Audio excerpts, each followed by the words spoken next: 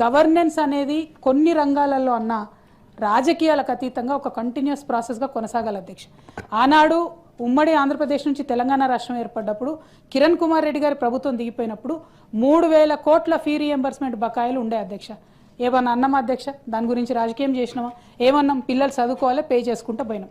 ఆ తర్వాత ఆ 3,000 కోట్లు కాకుండా మేము అధికారంలో ఉన్నన్ని రోజుల్లో 24,000 కోట్ల రూపాయలను ఫీ రియంబర్స్మెంట్ల రూపంలో మేము చెల్లించడం జరిగింది అధ్యక్ష.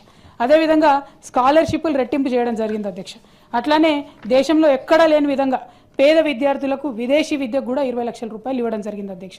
మరి ఈ ప్రభుత్వం వచ్చిన తర్వాత ఈ రోజు వరకు చూసుకుంటే 8,000 కోట్ల రూపాయలు ఫీ రియంబర్స్మెంట్ బకాయిలు ఉన్నాయి అధ్యక్ష.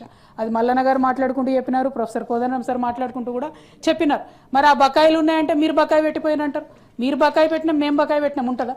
పిల్లలకు డబ్బులు అందినాయా లేదా, పిల్లలు చదువుతున్నారా లేదా అన్నది ఉంటుంది. మీకు దీక్ష దక్షత ఉంటే మీరు సాధించుకోవాలి.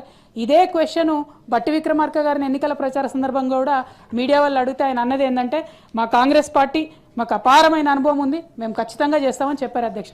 మరి ఇవాళ ఎందుకు సన్నాయి నొక్కులు నొక్కుతున్నారు? ఇవాళ ఎందుకు 8,000 కోట్ల రూపాయలు పెండింగ్ పెట్టారు? 1,53,000 కోట్లు తీసుకొస్తారు, పెద్ద పెద్ద కాంట్రాక్టర్లకు 30,000 కోట్లు కడతారు, పిల్లలకు కట్టడానికి మీకు మనసు ఎందుకు వస్తలేదని నేను సూటిగా ప్రభుత్వాన్ని ప్రశ్నిస్తా ఉన్నాను అధ్యక్ష.